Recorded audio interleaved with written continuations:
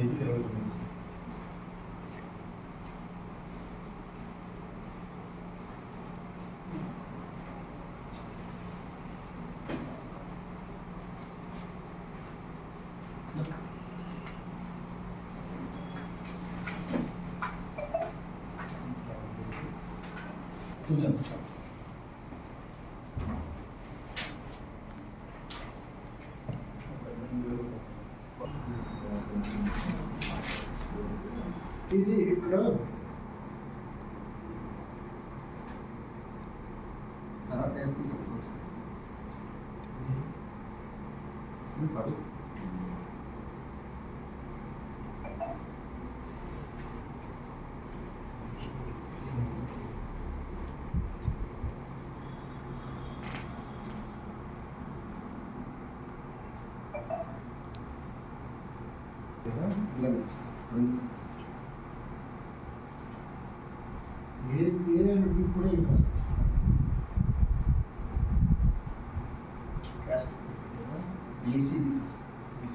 కూడా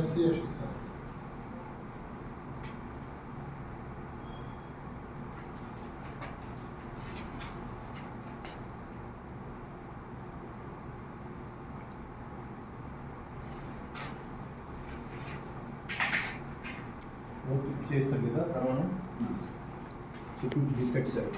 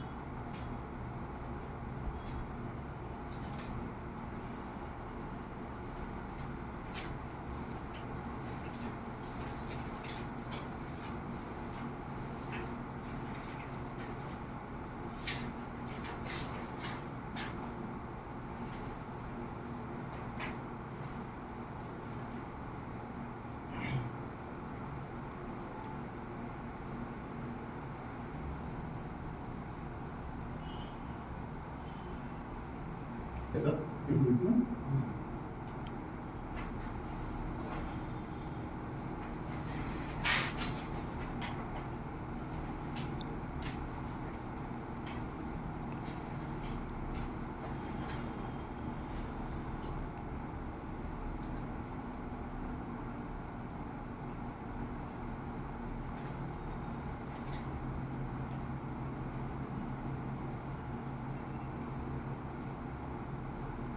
అన్ని callers book చేసి ఉన్నాయి సార్ అన్ని కాలర్స్ బుక్ చేసి ఉన్నాయి అప్పుడు ఎఫ్యూట్ దీనిలో ఇచ్చేయాలి సార్ నాట్ చేశారా అదే చేస్తుంది. ఓకే. సో మనం రాసే మోటరైజ్డ్ సెండింగ్ ₹20 స్టాంప్ డ్యూటీ ఇది కాబట్టి నూనె పెట్టుకుంటాం నాట్రాజ్ ఉన్నప్పుడు నువ్వైనా పెట్టుకున్నాను 2:35 చేశారు సార్ 20 రూపాయలు 2:35 అసలు టైం 2:30 చేశారు.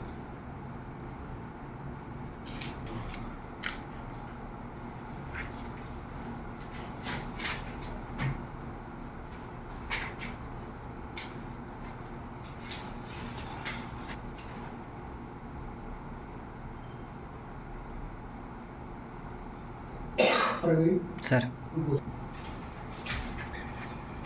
నేను బొట్ట నాగరాజు అభ్యర్థిగా నామినేట్ చేయబడి ఉన్నాను. శాసనసభలో ఖాళీలు పూరించడానికి నామినేట్ చేయబడ్డాను. భగవంతుని సాక్షిగా సత్య నిదృష్టితో రాజ్యాంగం పట్ల విశ్వాసం కలిగి చట్టంలో పొందుపరిచినట్లుగా భారత సమగ్రత సార్వభౌమత్వాన్ని కాపాడగలనని ప్రమాణం చేయుచున్నాను.